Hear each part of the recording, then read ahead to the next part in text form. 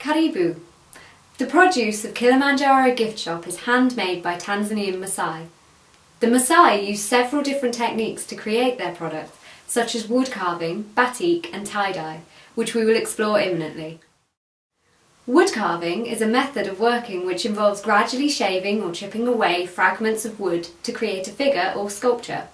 This process requires only a couple of tools, such as a chisel or knife and a mallet. As wood is both light and has incredible tolerance for very fine detail, it is highly suitable for masks and other sculpture intended for wearing or to be carried. Additionally, it is much easier to work than stone.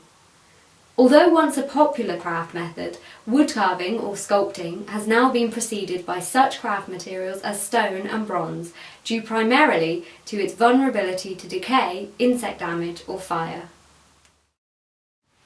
Another technique is tie-dyeing. The term tie-dye was coined in the mid-1960s and refers to the process of resist dyeing and its products. Tie-dye reached the peak of popularity during the 1960s and 1970s. Typically, the process involves folding, twisting, pleating or crumpling fabric or garments, which are then bound with rubber bands or string. This is then followed by the application of dye. The manipulations of the fabric prior to the application of dye are known as resists, due to their ability to completely prevent the dye reaching and colouring the fabric. Tie-dye is characterised by the use of bright and saturated primary colours and bold patterns.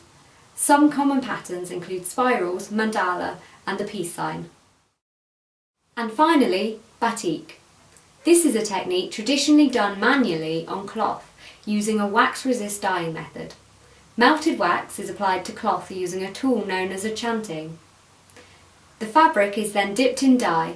Where the wax has seeped through, the dye will not penetrate. It is common for people to use a mixture of beeswax and paraffin wax. It is also possible to use several colours with a series of dyeing, drying and waxing steps.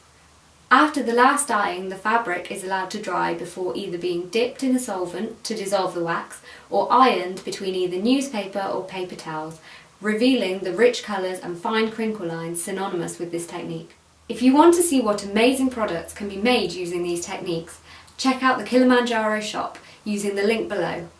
Asante sana, kwaheri!